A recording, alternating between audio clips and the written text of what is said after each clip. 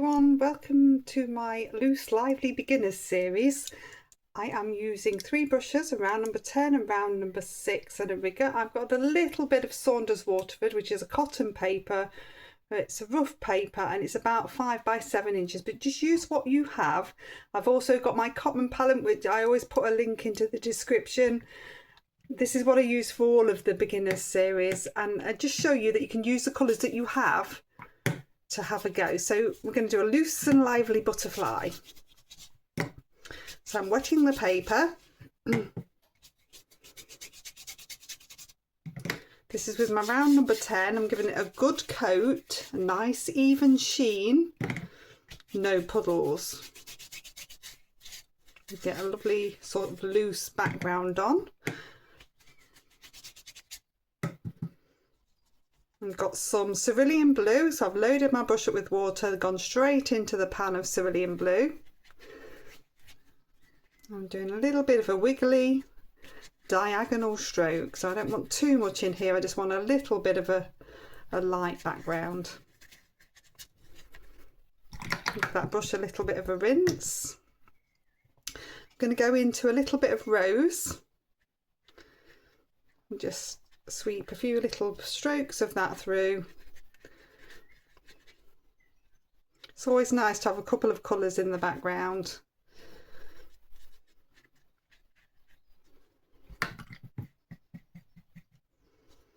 And this is sap green, so I'm just going to pop a little bit of that towards the bottom.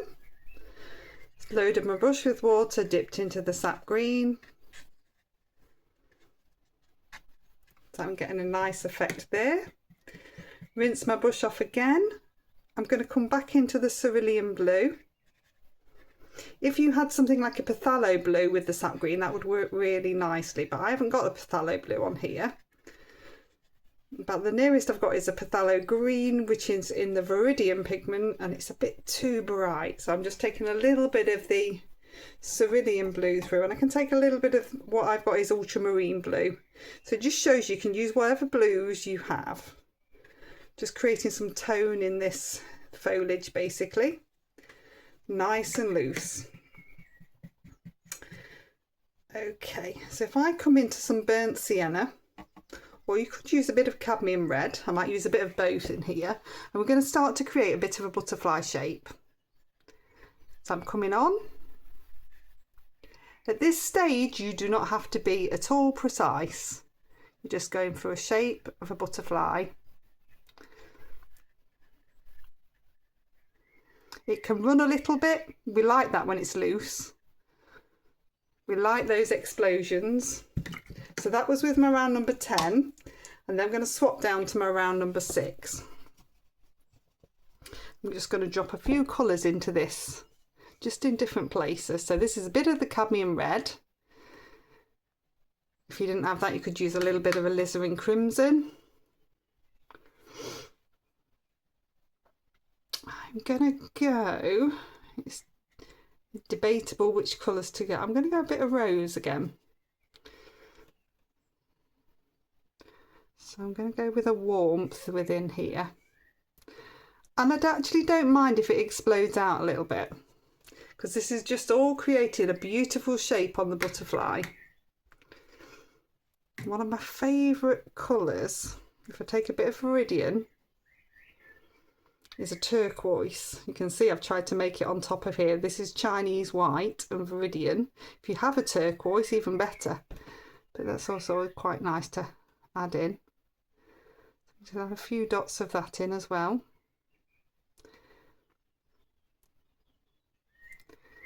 It's quite nice if you can mirror it a little bit so you're getting the same pattern on each side. Then I'm going to come into ivory black. So ivory black is preferred to Payne's grey because Payne's grey is a bit too shooty and it stains. Ivory black doesn't. If you don't have ivory black, then I would suggest a mixture of ultramarine and burnt sienna, or ultramarine and burnt umber would make a very nice black. I actually haven't even got a butterfly reference. I'm making this up. So I'm going to come round and start to create a little bit of dark within here.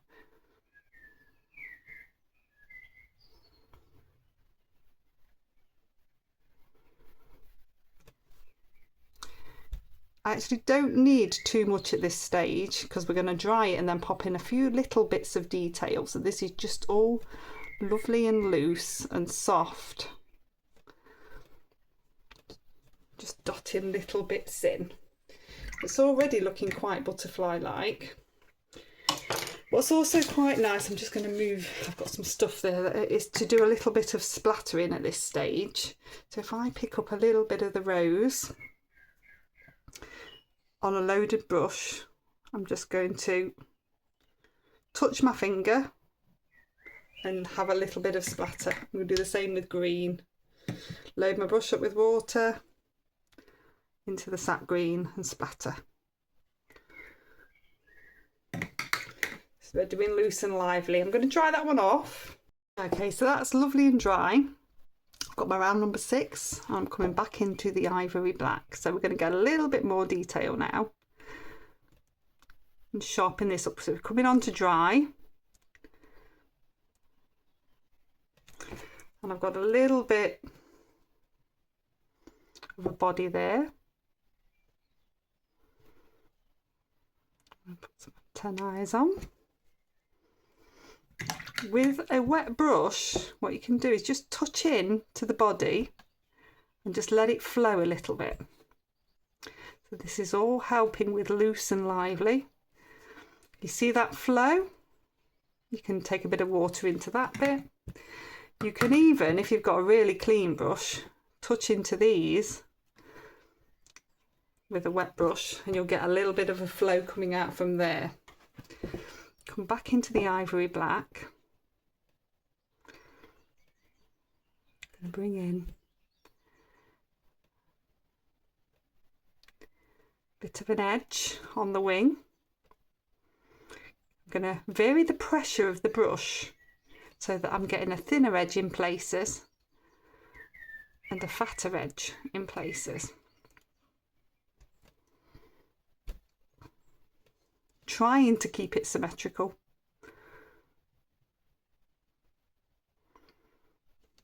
You can see that I've pressed down a little bit more there.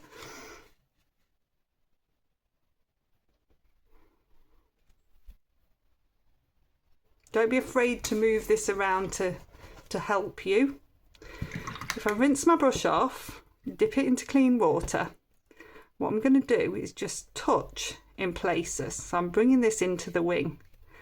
So this is going to start to create a little bit of a pattern. Dip my brush into the water again.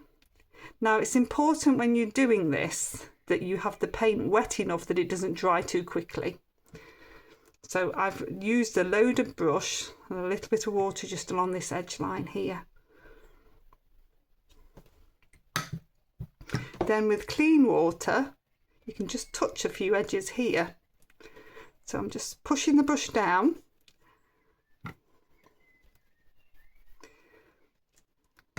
You'll get some lovely flows outwards. If you think, oh, that's gone too far, you can add a bit more water and just spread it out. Or you can use a damp brush and push it back. So there's different ways to manipulate the paint, but that's working lovely there. It's lovely and loose and lively.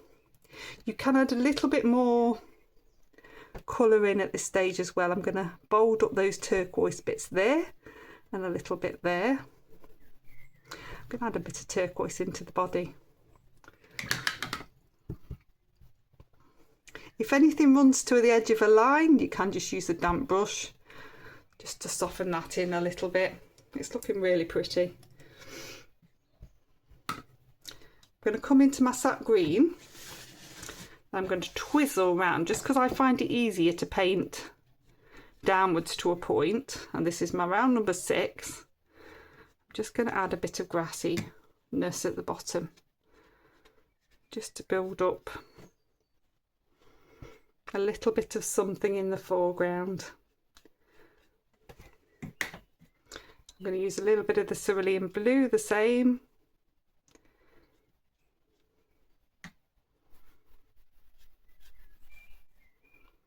You're getting a really nice mixture. Then I'm going to swap down to my rigger.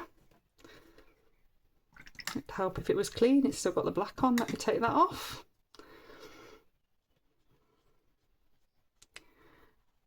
And I'm going to pop some finer ones in.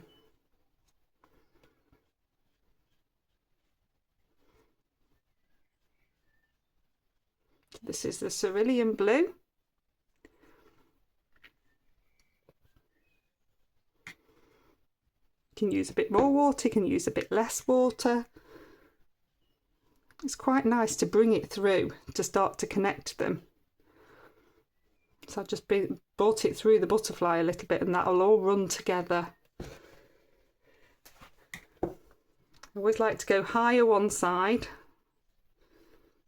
So I'm going to take a little bit more here and do a little bit more with the sap green. So it's just flowing it in. You can flow with a bit of water. Okay. Okay, I'll dry that one off. Okay, so that's nicely dry. So I'm just going to do a couple of extra touches with the ivory black. So I'm going to bring a little bit down here. So this is my round number 6. A little bit just to the edges of the wings.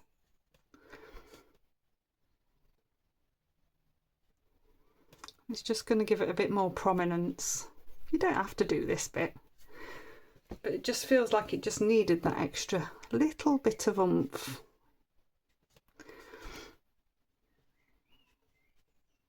I'm just going to pull in a little bit here.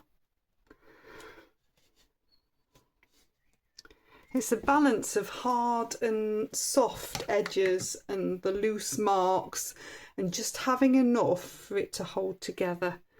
Just take another layer of sap green through some of these thicker ones here as well.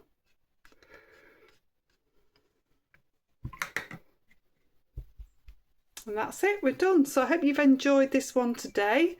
There's plenty more in my Loose and Lively series and I'm going to start to build that up. So I'll pop another video here and a playlist here for you.